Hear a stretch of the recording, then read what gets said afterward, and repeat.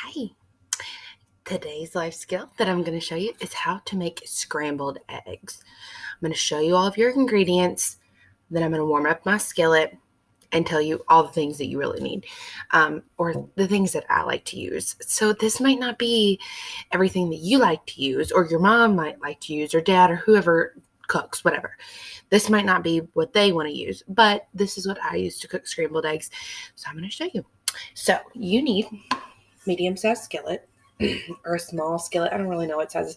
I've got like a really tiny one that's like even smaller than this, and I've got bigger ones. So I'm going to use this size skillet because I'm only going to make 2 eggs. And if you're just cooking for yourself, then you only need this size something small. You can use a bigger one, but it's just going to be more than you need.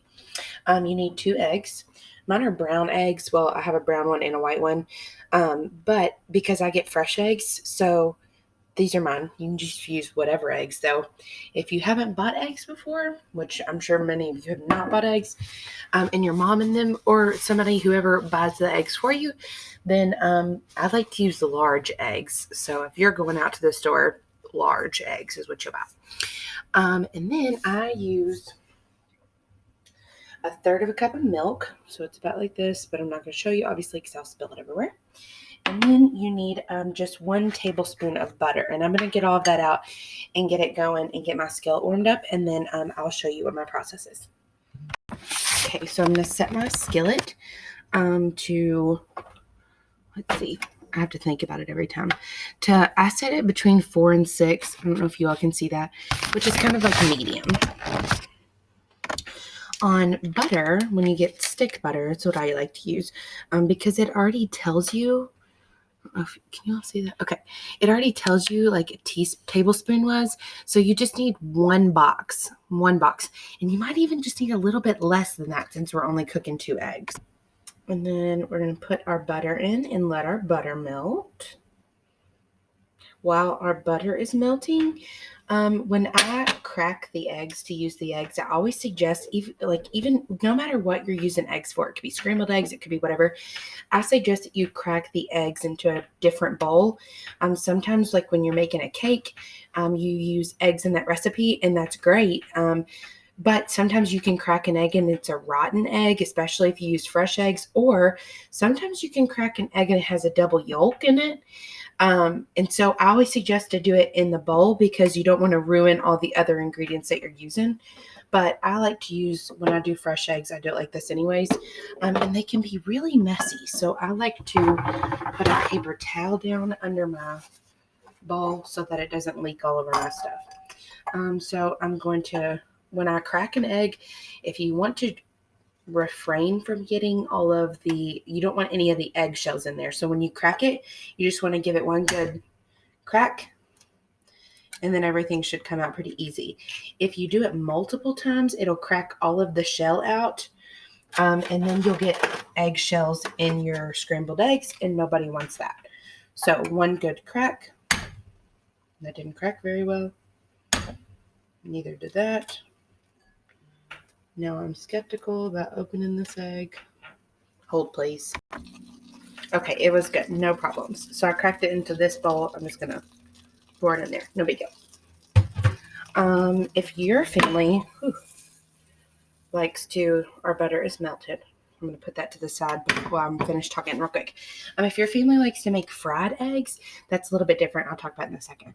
So now that we have our eggs in our bowl here, you can see that it's not mixed up.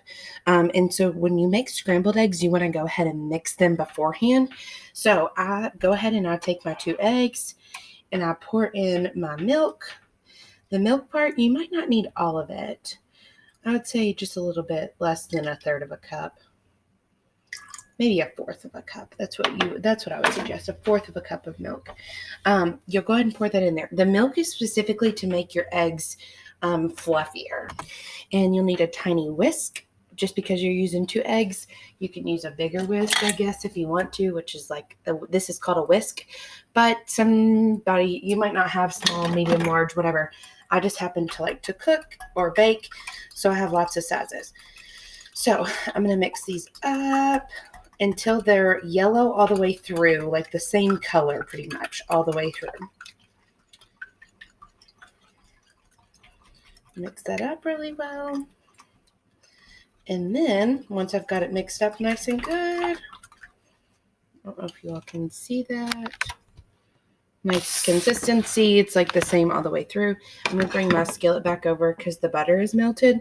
And I'm going to go ahead and pour all of it into my skillet.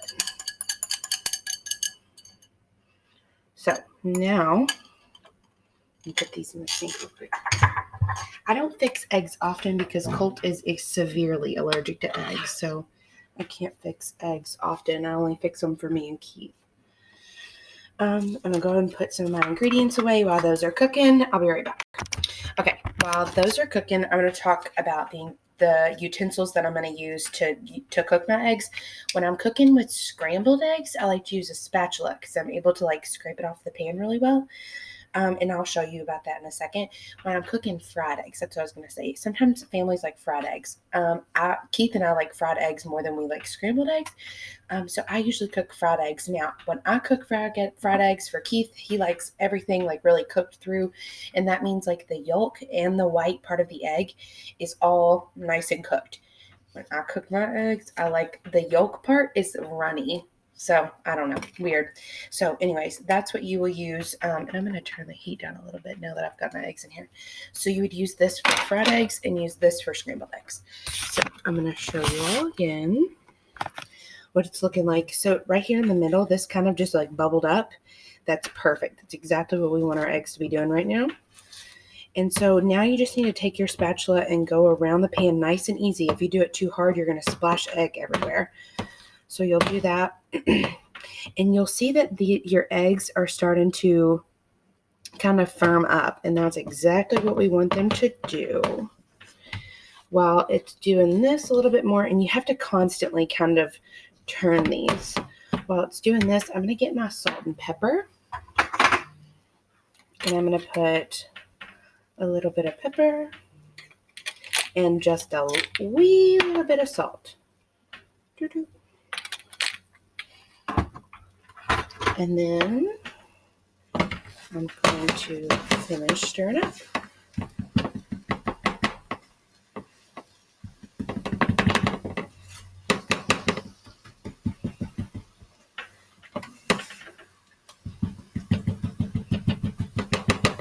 Now, I do this, like, you've probably seen me, like, doing this, like, chopping thing. When you have scrambled eggs, they're kind of, like, chopped, if you will. So you're going to do that to kind of keep them loose because you don't want them to be one big egg. That'd be more of a fried scrambled egg. And that's not what we want. We just want to scramble all together.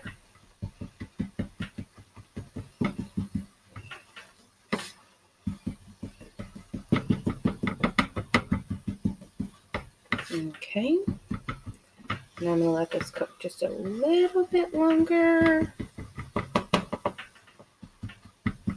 So in total, I think that cooking time for 2 eggs is around 4 or 5 minutes when you actually get them going. So like that was 4 or 5 minutes, like putting them in the pan and doing all this stuff because they're nice and fluffy and almost finished.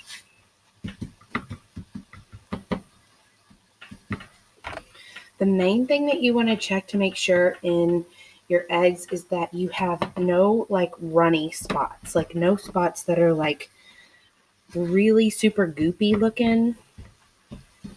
And there's nowhere that's like runny. If you have a runny spot, that means your eggs are not cooked all the way through and you can get very sick off of an uncooked egg.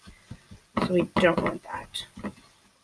All right, scrambled eggs. Couple of things before you finish up. Make sure your oven is turned off. I just turned mine off back to the off setting. You do not want to lay after you finish cooking. I have a flat top. Some of you might have like where it's like grated, like kind of like spirally looking things. After you've cooked, it does not cool down quick. So you make sure you don't lay anything on top of it. And you have to take your eggs off because you don't want them to keep cooking. So you have to take them off of that. So if you're not finished with whatever else you're cooking, you can set them to the back there. That back burner isn't on and this front burner was on. So you can just take it off. And then, last thing. please don't cook unless your parents or your grandparent or whoever you're at home with says you're allowed to cook, because don't get me in trouble.